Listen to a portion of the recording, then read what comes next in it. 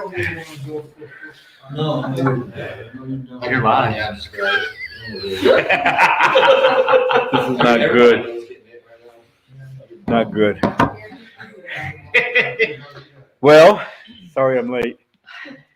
Should we open with prayer? Did you want to pray, Val-Ann? Is that what you said? Heavenly Father, first of all, we just want to thank you.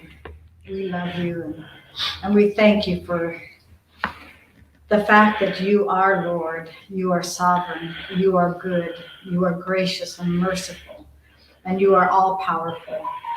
And Father, I just want to lift up those who are discouraged, those who are suffering loss of loved ones, those who are suffering with COVID or the results of COVID. Lord, I pray that your peace will prevail in the lives of your children. I pray, Father God, that you will work in us and give us the peace that passes understanding.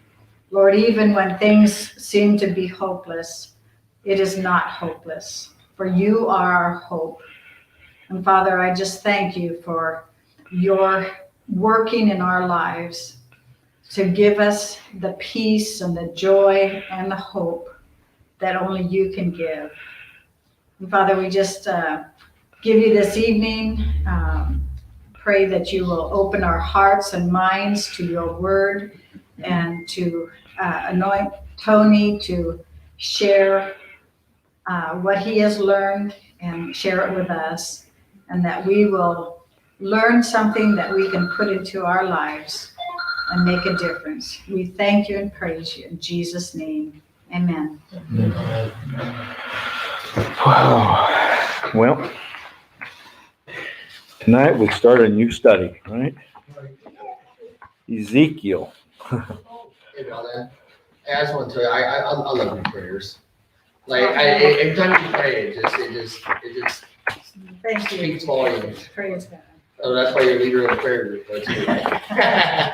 She's good at it. I just saw something today. I always get some out of it. I have been leading prayer since 2007, Wow. 14 years. Wow. I just saw it today, something about my first day at Harvest Prayer. It was October of 2000, no, it was February of 2007. Wow, that's good. That's awesome. Well, this is going to be really interesting.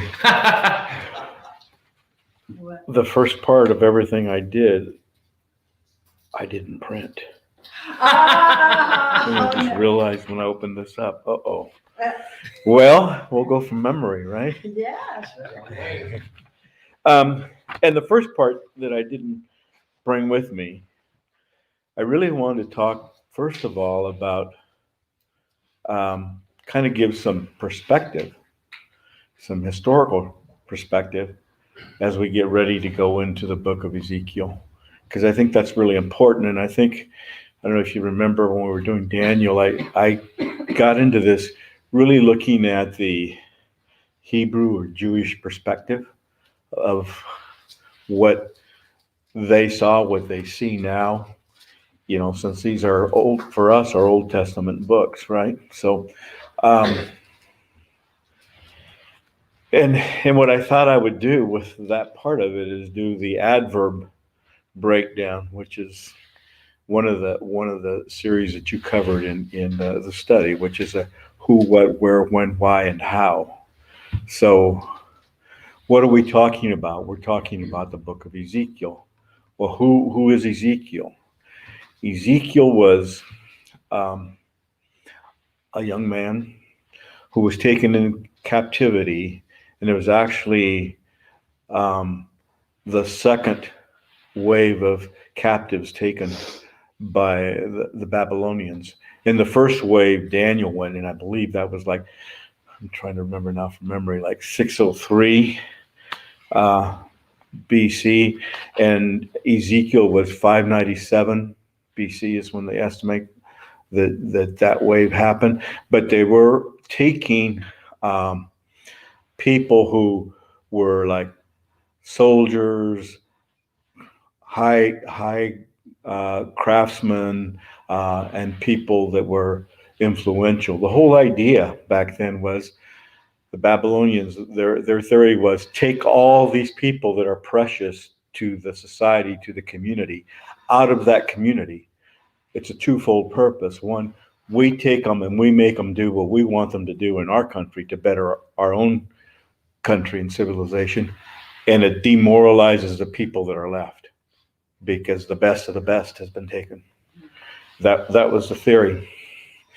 So that was Ezekiel. Now, as we get into this, we'll find that he was actually a captive for 5 years before the Lord came upon him. But Ezekiel came from a priest family.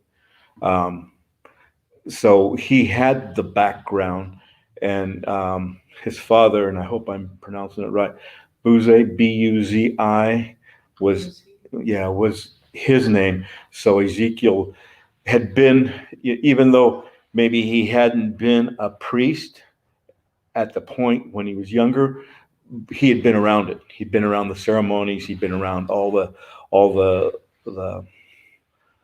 traditions and everything. So he was very familiar with it. So that's one of the things. So that's who. So what is it? What happens to Ezekiel is, again, the Lord comes upon him and gives him the visions and the message to carry forward to let the people know what God has to say to them. And he has some pretty detailed, powerful visions that come out in this book. And the who, what, where. So all of this takes place in Babylon. It's on the Kibar. And some call it the Kibar Canal. Some call it the Kibar River.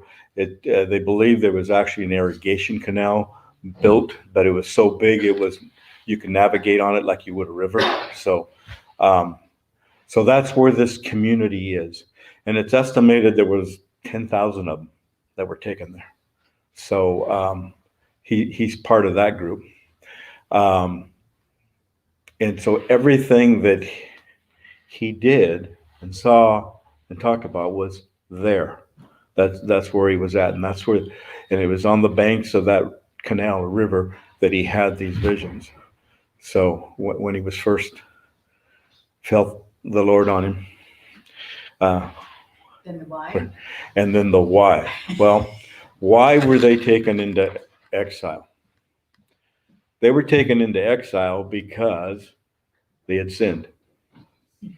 God, while God's primary function isn't just punishment, is seen as punishment or judgment, but he's doing it for a purpose. He's told them, now we're going to take it to the next level. It's kind of like I thought about at work when you have somebody that's not doing the job. There's a legal form of process you go through. You tell them, they don't do it. Say, okay, we're going to write you up next time. Okay, they get written up. Okay, if it happens again, you're going to get some days off. Well, in this case, the days off meant you're being sent into exile. I mean, this was all planned. So, so that's the why they're there. And what was the other one? Who, what, where, when, what, and how. And the how for me on this is more, how does it apply to us? How should we look at it? And the thought is that I found it really interesting that Ezekiel, in this very adverse situation, the Lord comes to him and gives him powerful word, gives them powerful visions. And to think about the fact that when you think everything is going wrong and nothing is good, the Lord's there. Mhm. So the other part of that is, again, the Lord is there. So the Lord, what Ezekiel realized is the Lord is everywhere. The Lord's not just in Jerusalem. The Lord is everywhere. How does that apply to us? The Lord is with us. But how does this book apply to us? We are responsible to make sure that we are continually searching the Lord, that we are continually seeking to emulate Christ, to walk in that path. And when we don't, there will be consequences. Now, Ezekiel saw it, I think, twofold. One, in the broader picture of it's the whole nation, and as we go through this, we'll see that it's not just the nation of Israel, Jerusalem, but it's other nations.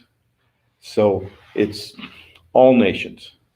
And the other thing that I think was unique with Ezekiel at the time, he also saw that it was individual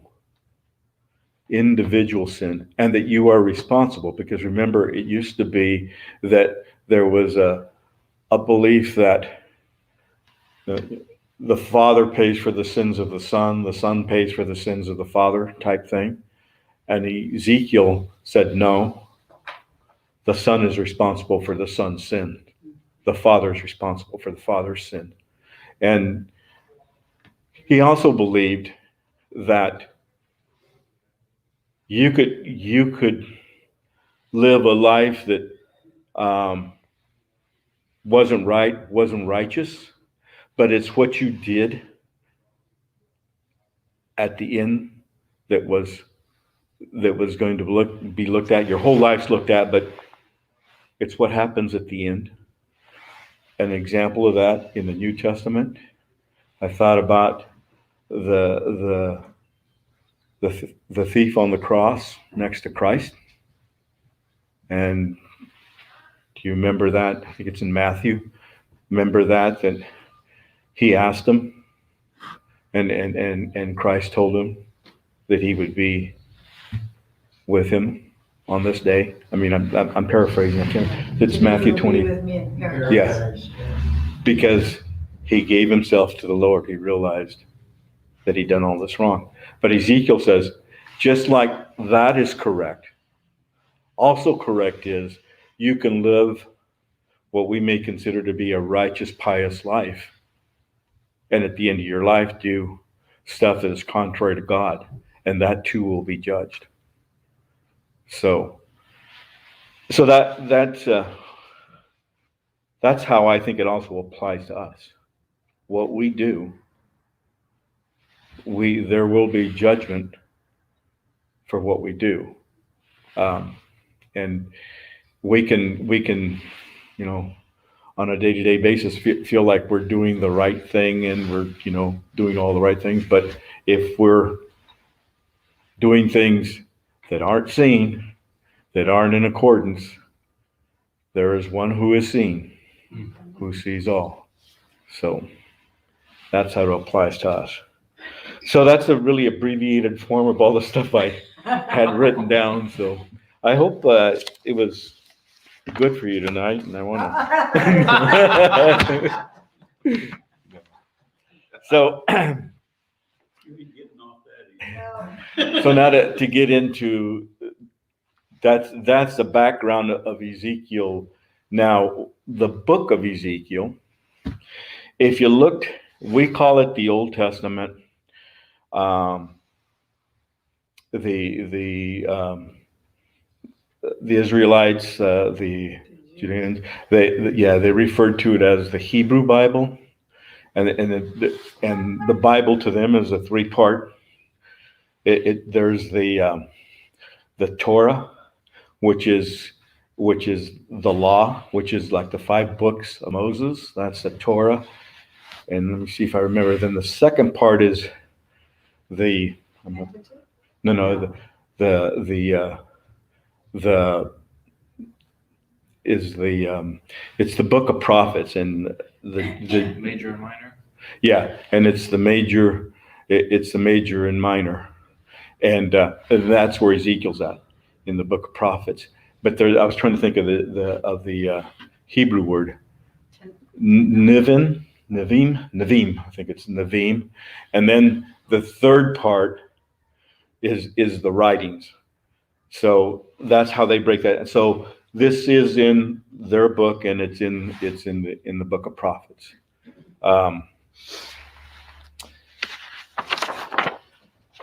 And it's interesting because Ezekiel was not only was he a prophet, but it said that he was a priest, and he was a powerful preacher, a powerful man. They said that he knew things about the temple. He knew all sorts of stuff, and it was just amazing. Some of the things that he did was amazing. I mean, to lay on your side. Yeah, and those were all at the direction of the Lord. And that's the other thing too, is he got married, loved his wife. When his wife died, the Lord told him that he wasn't to make an issue out of that, and he didn't remarry. And he was fairly young when that happened. And also, he one thing I forgot to say is that when he started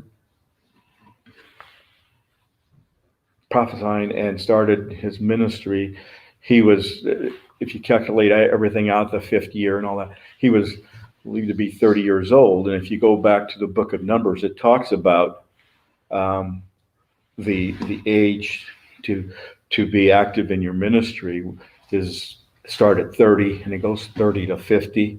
And if you think about John the Baptist and you think about Christ, how old were they when they started? So it's all keeping in that same the law that they had at the time. So let's any other questions, or any questions, I should say. Nobody's asked any questions. Read a couple of lines out of this from here. Sure. It says, Ezekiel was 18 years old when a handful of nobles and princes were captured by King Nebuchadnezzar and taken from Judah to Babylon. Among them was a 15-year-old boy named Daniel and his 3 friends. That gives you an idea on age. Yeah. And King Josiah, back then, he was feeling really bad because his people were so sinful. And he was told by a prophetess, which I didn't know there was any prophetesses. I didn't know there was females in there at all, apparently so. Told him when he died, the Lord would judge the nation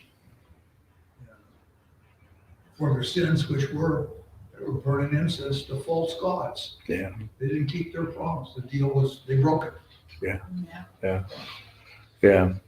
And as we get into it, I think it'll be interesting because there's parts of this that just apply to us as a nation too, completely, when you stop and think about the fact that they were sinning as a nation, and they were sinning, they had false gods, and they went and thought they were the cat's meow, basically. And I'm thinking to myself, who does that remind me of? And then they ended up paying the price.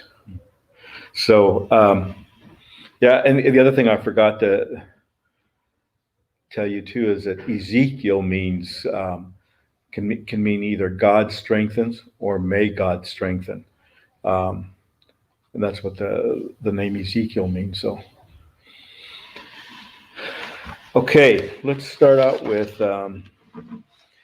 there's like 28 verses. And if we could maybe have, well,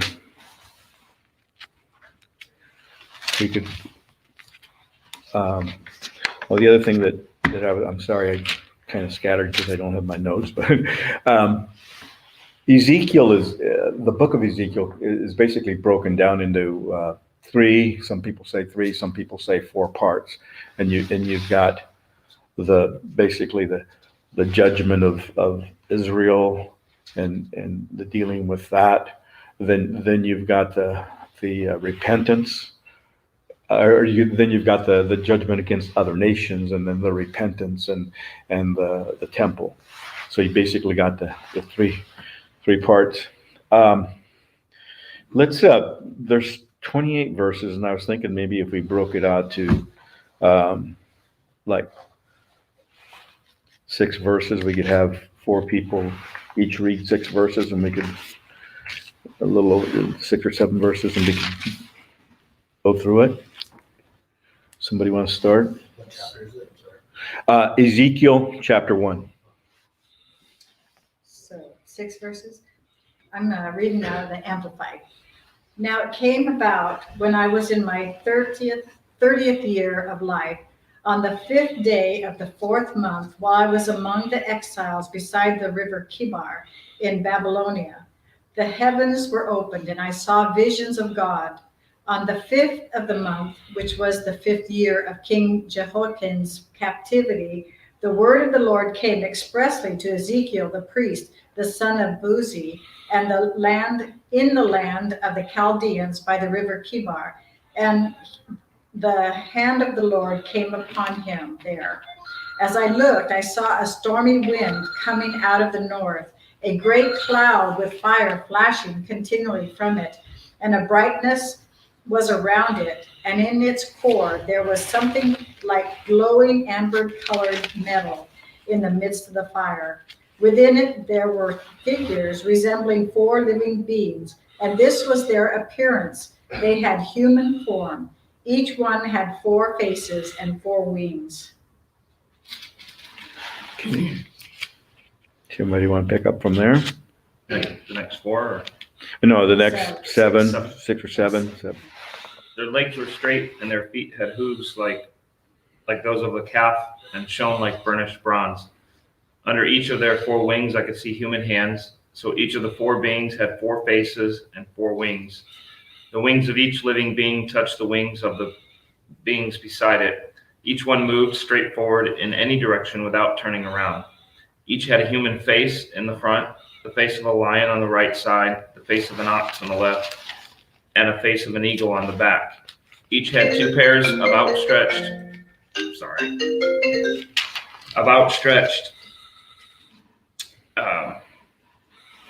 was I at? Each had 2 pairs of outstretched wings, 1 pair stretched out to touch the things of the living beings on either side of it, and the other pair covered its body.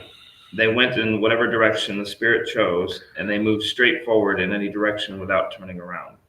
The living beings looked like bright coals of fire or brilliant torches, and lightning seemed to flash back and forth among them, and the living beings darted to and fro like flashes of lightning. Okay. I'll bring it up. Okay. Reading on the AMP. Among the living beings, there was something that looked like burning coals of fire, like torches moving back and forth among the living beings. The fire was bright. The lightning was flashing from the fire, and the living beings moved rapidly back and forth like flashes of lightning. Now, as I looked at the living beings, I saw 1 wheel on the ground beside the living beings, for each of the 4 of them. Regarding the appearance of the wheels and their construction, they gleamed like chrysolite, beryl, olivine,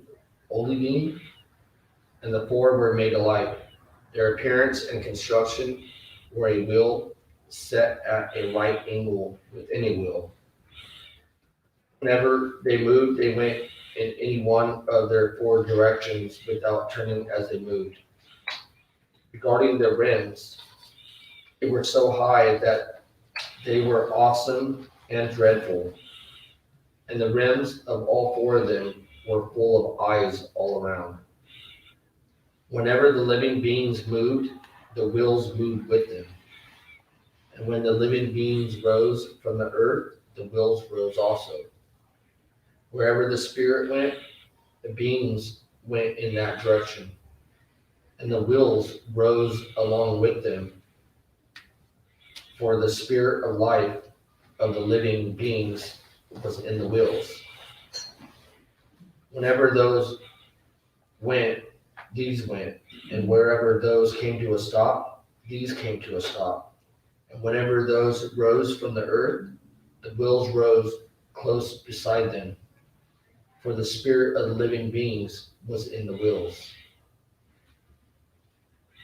Okay. Somebody want to take up the balance? Spread out above the heads of the living creatures was what looked something like a vault, sparkling like crystal and awesome. Under the vault, their wings were stretched out, one to another, and each had 2 wings covering its body. When the creatures moved, I heard the sound of their wings like the roar of rushing waters, like the voice of the Almighty, like the tumult of an army. When they stood still, they lowered their wings.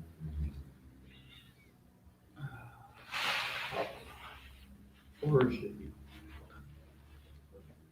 Go all the way to the end. Huh? Go all the way to the end. Just finish it. Yeah, finish it. Then there came a voice from above the vault over their heads. As they stood with lowered wings, above the vault over their heads was what looked like a throne of lapis lazuli. And high above on the throne was a figure like that of a man.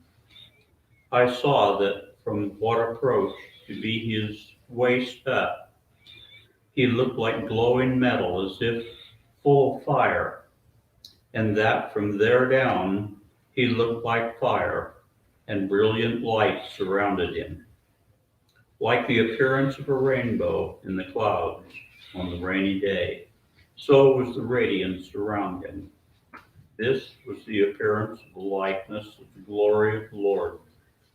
When I saw it, I fell face down and heard the voice of one speaking. Okay.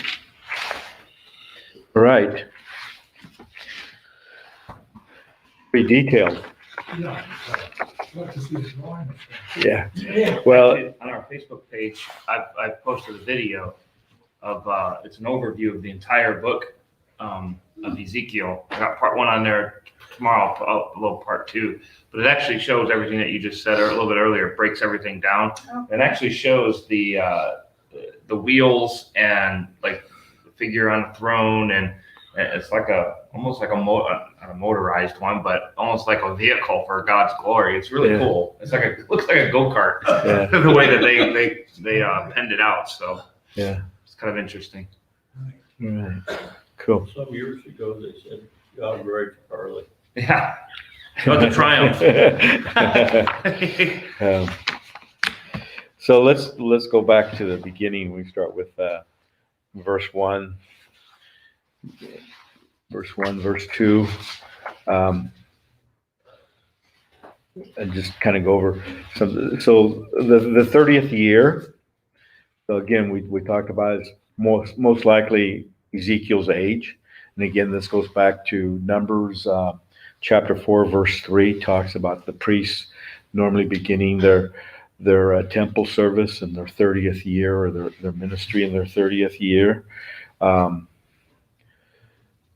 So that's probably what that relates to. And then I've done here that Ezekiel's prophetic ministry was in a sense a compensation for the priestly ministry, which the misfortune of exile had snatched away from him. I can imagine that if he was, serving his father, helping his father, and he comes from a priest family and expected this would be his role. Now so there are some who think that was part of the reasoning for this, but obviously he was definitely a man of God. So And the other thing is, well, again, while he was a priest, he was commissioned as a prophet. So that's something to remember. So they're saying that if you figure this out, it was probably the year 593. If you look at him being 30 years old, and it says that he was, according to the stuff that I'd gotten, that he'd been born. But you had a different date, didn't you? They had a date here of 622. Did you have an actual date of birth on your stuff? I don't have that in where I'm looking right now. Okay. Something else. Okay. I think I got my stuff out, my dating from a different book that wasn't even in Ezekiel. Okay. Okay. And the other thing that, I said that he was young when he lost his wife. I figure he was like 37 when his wife died. So, and again, just kind of give you a perspective on it. The first wave of exiles, and I said 603 from memory. I got it written down here, 605. So it was 605, and then the second one was 597, and there was a third one in 587. So, and interesting too is because this is pre-Israel all coming together and being referred to as Jewish, because you had the northern tribes who were known as Israel, and then you had the two southern tribes who were Judean. So the Babylonians captured the southern tribes, and I think it's Assyrians that captured Israel. So, but then once they came back together as one nation. But they're always referred to as Jews. Yeah, and that's kind of like, Everybody makes that mistake. Yeah. I just read the other day, the Apostle Paul wasn't a Jew, he was a Benjamite. well, that's the tribe he came from, right? But I think that at the point that they came back together, then because so many of them, they were Judean, which became Jewish, so that they took that on. But yeah, if you look at it, Hebrew, Israelite, Jewish, they're all kind of interchangeable. Well. I mean, people interchangeable. All Jewish people are Israelites, but not all Israelites are Jewish. Yeah, okay. I know, you gotta think about it a second, but yeah, I learned that years ago. Because people can be born in Israel and not be raised in the faith. Is that what you're saying? No, I'm saying that there's 12 tribes and not everybody in the 12 tribes are Jews. But all 12 of them are Israelites. Yeah. But what I'm saying is from the study that I was doing this week, that at the point that they came back, they all decided to come together, and that's where they formed the oneness. And they're called Jews because they were from Judea? Is that it? I'm kind of mixed. Yeah, that's what I understood from. Okay. Yeah. So, and apparently there was a lot of them. So that's, the majority. And I don't know if they were the majority, but they said a lot. So that probably had an emphasis on that.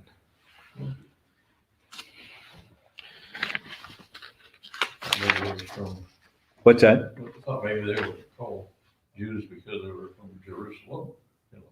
Well, yeah. But they weren't from Jerusalem. Jerusalem didn't belong to them until, later on they captured it. It was Jebusites that had Jerusalem.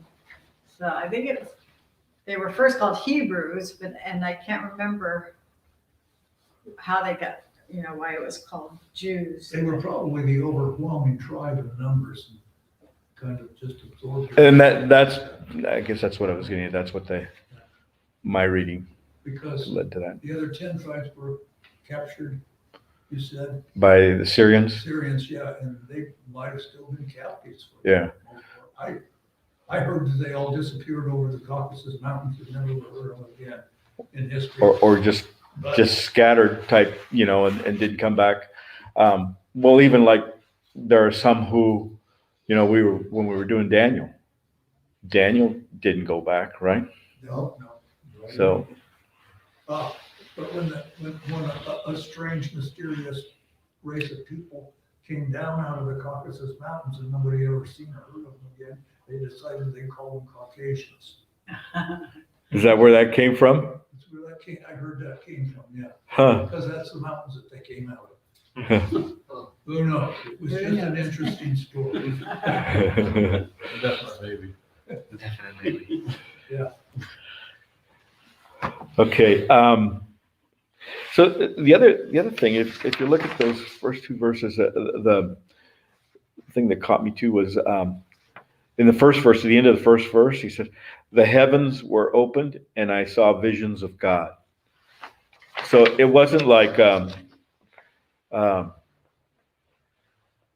something happened that caused the heavens to be opened. They were opened. Which I just sometimes I think about these things. It's kind of like, well, that's definitely God. That's not somebody saying, oh, well, this happened and that's why that. And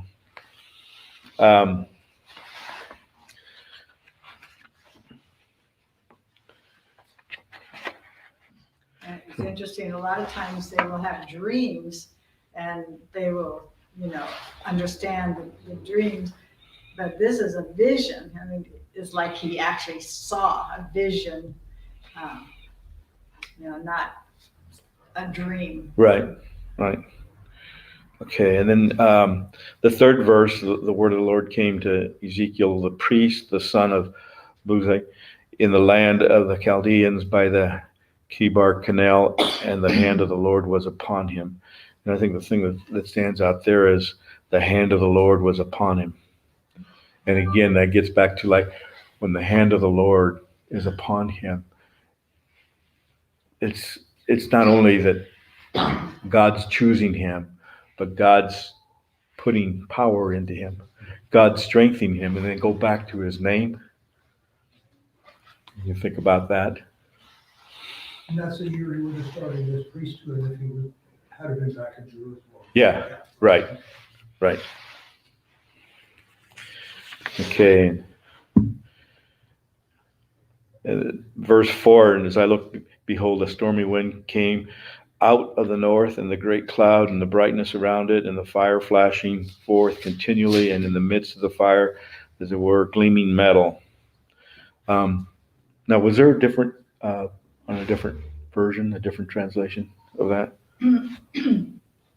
Well, mine said, and in its core, there was something like glowing amber-colored metal in the midst of the fire. Yeah. But I think the thing that we probably need to remember, and I think this is,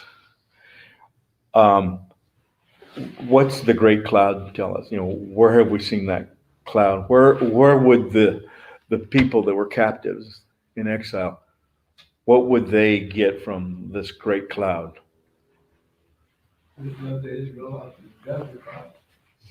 Yeah, it's all imagery that really stands out. And then when you think about the fire, think about well, I thought of the burning bush. Right. The cloud by day and the fire by night. Yeah, and the fire by night. Yeah. But so these visions, this vision that he's having, obviously all that is coming forward. And so when he shares that, people that are hearing that know exactly what he's saying.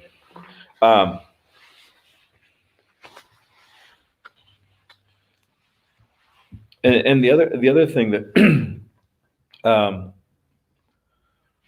is interesting is when you think about, I said earlier that God is everywhere. God is there. God is with you. God is with me. God is with us, right?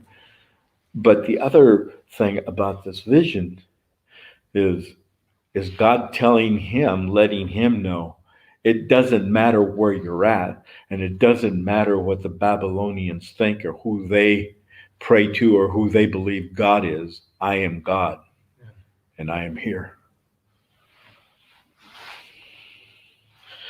Verse 5, and from the midst of it came the likeness of 4 living creatures, and this was their appearance. They had a human likeness. Now, and remember, we covered this in Daniel too, the reference to a likeness. In other words, what does that mean? They had a human likeness. It looked kind of like them, but not exactly. Yeah. That form, this one says a form, human form. Yeah. So that's the appearance, but it's also like it's not human, right? Yeah.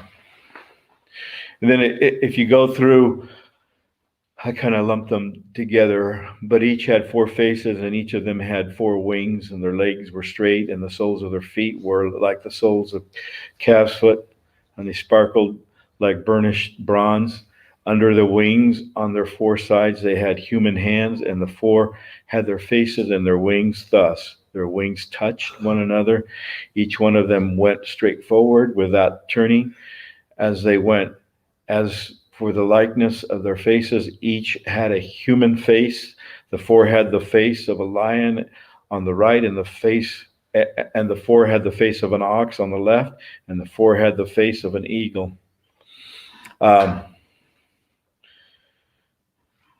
It's interesting because what does that mean? And it's kind of, what does that mean to you is almost what it really, what does that really mean to us? Because commentators have written on this, and depends on which commentator you read. They all have, varying interpretations of what it means.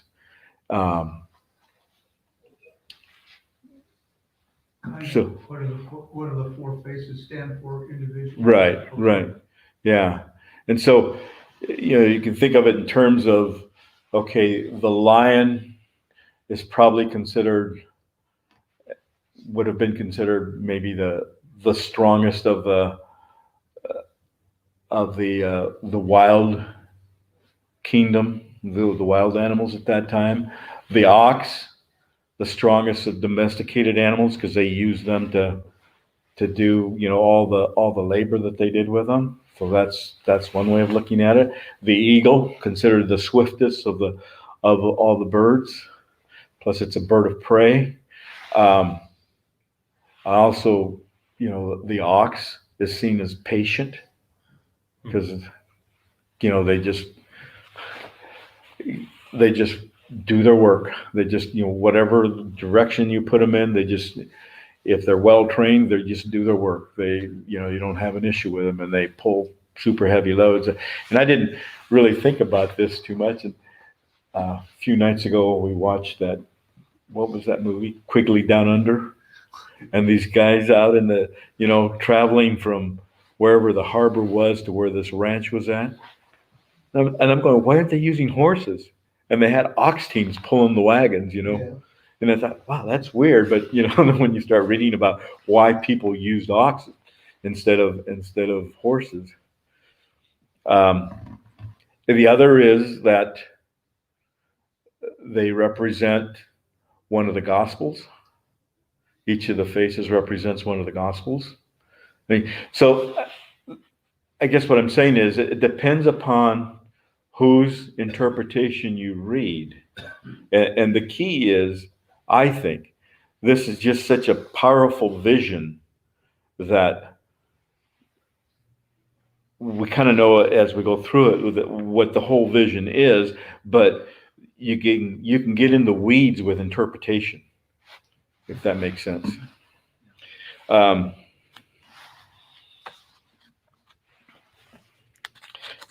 Here's a quote. The 4 represent all the sentient creation. Man is the highest creature.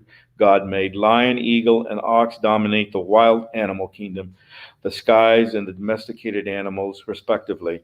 Since God sits on a throne above the cherubim, the thought is that all sentient creation is subordinate to him. And I think that's probably the key. Everything is subordinate to him. So,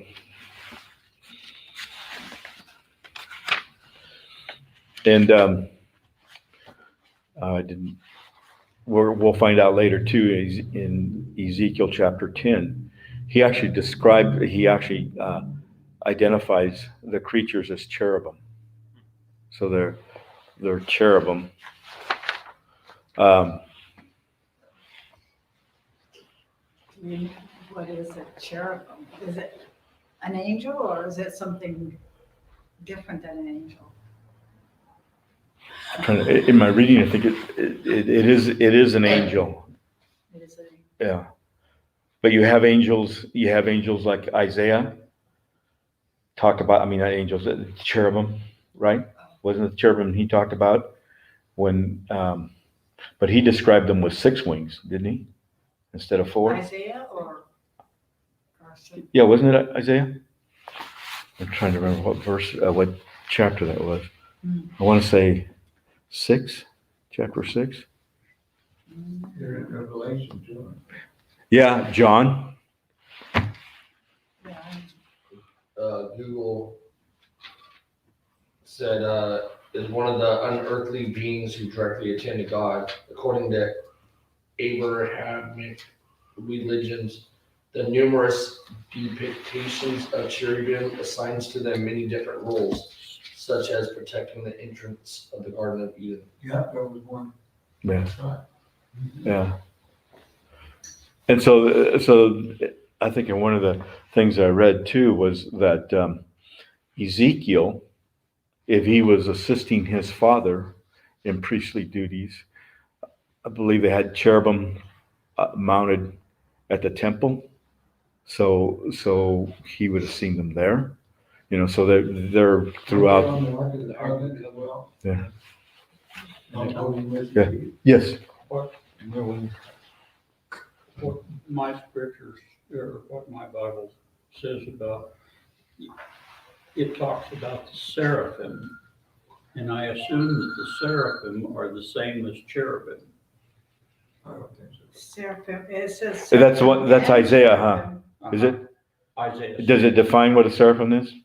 But Maybe it said, I would just think- above him were seraphim, each with 6 wings. 2 wings covered their faces, 2 covered their feet, and with 2 they were flying. They got 2 extra wings. Correction. That sound like the creatures, huh? Yeah. So the interesting thing would be is seraphim and a cherubim interchangeable? Are they the same, or are they? But again, it's getting back to what Mike said. They're in service to the Lord. So, and that's Isaiah's what he saw, right? With all the wings and everything. Yeah. Are they teenagers? After what here is saying pretty much like God's guard, like the guard, the ones are closest to him. I don't know where they get that from. That could be Huh. guard. Yeah, guard. They said cherubim guard God's glory. Keep records. Okay. So then if we go on like through verse 11 on down and it starts describing further, they had the wings that were spread out, and then they also had the 2 wings that were down covering their body, and the wings spread out, and so and they touched each other, and they also moved straight forward. They didn't turn. And then you have the wheels that had a wheel within a wheel, and they say that those wheels were probably at right angles, and the idea was that they could go anywhere without turning. They could keep. One of the things that I read said, well, it's a waste of time to make a turn. and God is moving forward, and nothing's going to prevent him from moving forward. So, so that's one way to look at it. But yeah, the description is that they were like all touching each other with their wings, and then yes, were you gonna say something? No. Oh, okay. And they had eyes all around. Yeah, and the wheels had eyes all the way around, and you think about, what does that mean? What does that mean to us? You ain't gonna get away with it. He sees everything. Everything is being seen. So which face was facing God? If you kind of draw it out, if their wings touching each other, and because we got certain faces on certain sides, it'd be interesting to know which ones were facing inward, which one was facing outward. But if it's a chariot, I mean, that's what it ends up describing is the chariot, the throne chariot, right? So he's above them, right? So they wouldn't be facing him; they'd be facing out. Yeah. That makes. Well, if there's four sides, right? Yeah. So at some point, well, yeah, I guess I can see that. If it's above them, then yeah. Yeah, that's what we're looking up. Yeah. Yeah. And then let's see, where was I? I got lost. 11 through. Oh, 12, 13, yeah. And each straightforward, again, we covered that. In the likeness of the living creatures, their appearance was like burning coal of fire, like the appearance of torches moving to and fro among the living creatures. And the fire was bright, and out of the fire went forth lightning. So, is that a, Sirens. yeah, Chasing somebody. yeah. And I looked at the living creatures. I saw a wheel on the earth beside the living creatures, and one on each of the four of them. As for the appearance of the wheels and their construction, their appearance was like the gleaming of beryl, and the four had the same likeness, their appearance and their construction being as it were a wheel within a wheel. When they went in any of their four directions without turning as they went. So, in their four directions, I take that to mean, and it's like one at each corner, right? So I was thinking, if, let's say the human face was going forward, and then if they wanted to go left, it just goes left, but it's always facing the same direction. Is that what you see it as? They didn't turn, they didn't go this way or that way. They just, they were always facing right? the same way. To me, it sound like they don't turn, but they would move in any direction. Oh, the wheel itself don't turn? That's what it says, Oh, right? the wheel itself. Nothing turns. It always moving in one direction. So instead of turn and go in a direction, it just moved that direction. Yeah. It's Do you see the wheels as a square with the wheel on each side? I Or actually do see you like see a the motorcycle wheels wheel. You talking about what in my vision? what did you say you have one on Facebook? Yeah. And what does it look like? It actually only shows. Maybe it's because they drew it out quickly, but it shows the four beings and then the throne, God, and then the wheels. But they didn't look like the wheels turned at all. But it only showed like one with like four wheels. But I think. But then this describes a wheel within a wheel. Each one of Yeah. them had a wheel within a wheel. Yeah. And that's why I'm saying someplace I picked up that the wheel within a wheel might be at a right angle, Yeah. and that would be able to, I guess it's really hard for us to comprehend or understand, but it's God, right? So, and the idea was that it could go in any direction without having to turn. Yeah.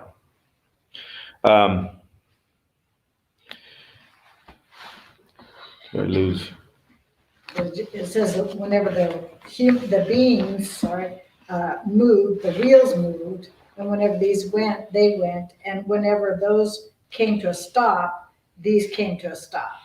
And whenever they rose from the earth, the wheels rose close beside them. For the spirit of the living beings was in the wheels. Yeah. Yeah. So, So hard to So, comprehend. and so in verse 20, it says, wherever the Spirit wanted to go, they went, and the wheels rose along with them, for the spirit of the living creatures was in the wheels. So they were following the Spirit. Wherever the Spirit wanted to go, they went.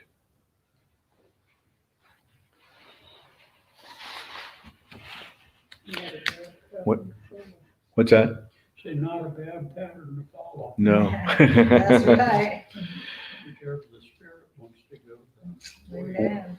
When those went, these went, and when those stood, these stood, and when those rose, the wheels rose along with them, for the spirit of the living creatures was in the wheels. Yeah. That was the verse that you just read, right?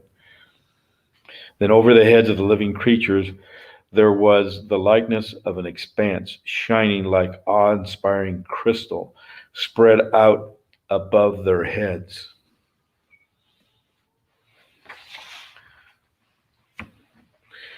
And under the expanse, their wings were stretched out straight, one toward another, and each creature had two wings covering its body. And when they went, I heard the sound of their wings, like the sound of many waters, like the sound of the Almighty, the sound of atonement, like the sound of an army. When they stood still, they let down their wings. And there came a voice above the expanse over their heads. When they stood still, and above the expanse over their heads, there was the likeness of a throne. In appearance like sapphire, and seated above the likeness of the throne was a likeness with a human appearance. So the thought is that you have this surface that they're under, right? That's above them, and the surface is solid, and it's just really super bright. There's all this brightness going on. Shimmering. Yeah. And then above that, you have the throne, and then you have the being in the throne. So, based upon the description, it was felt that was the throne chariot of God. So,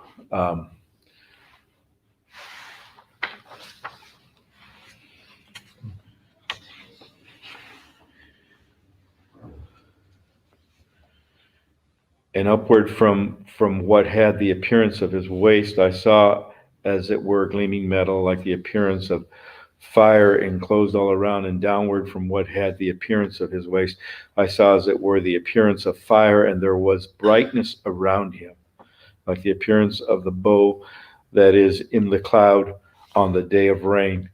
And one of the other versions actually says rainbow, and I'm thinking they didn't write rainbow, but it had this like a bow. It says rainbow.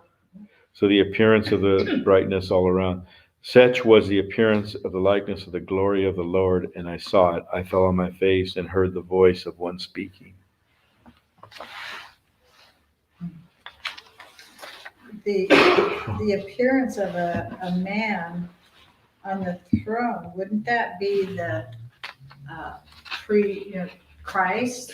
And that's the one thing that I think we're going to see throughout this is the foreshadowing of Jesus. yeah, exactly. And one thing to think about, and I read this someplace, and I thought, wow, that's interesting, because they're saying it's so difficult to try to imagine a creature with four heads, and you have, and it's this is a vision from God it can't be explained. And the guy who was saying this said, his last comment on his thing was,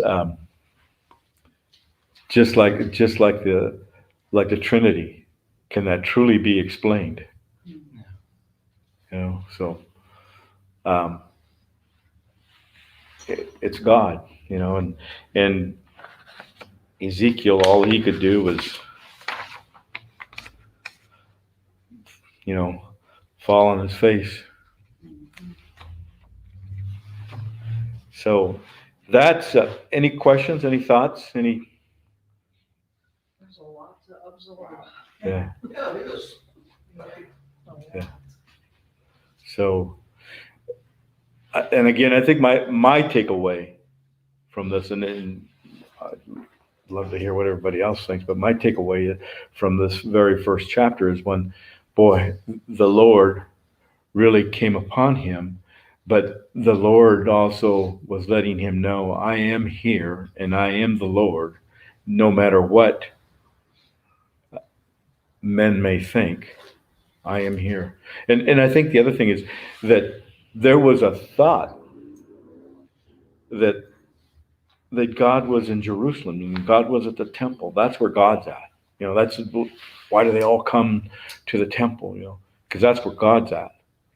And so the idea that they could be in exile and God could be with them, that was, and I think sometimes we take it for granted. We hear it so much. God is with you. I remember as a little kid, a way of saying goodbye, especially to family members. I remember my parents would always say, "Go with God," or "God be with you." Good deal. Yeah. So you would, and it's almost like taken for granted. And so for them to be told, this is what I saw, and to realize what he was talking about, that was major. So, okay. So as we think of these days that we're going through, it's the same thing, whether we're in exile or we're going through trials, God is here. And he's always with us.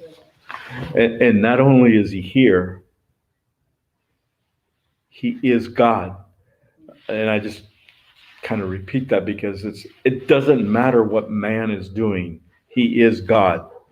And what we need to do is follow him.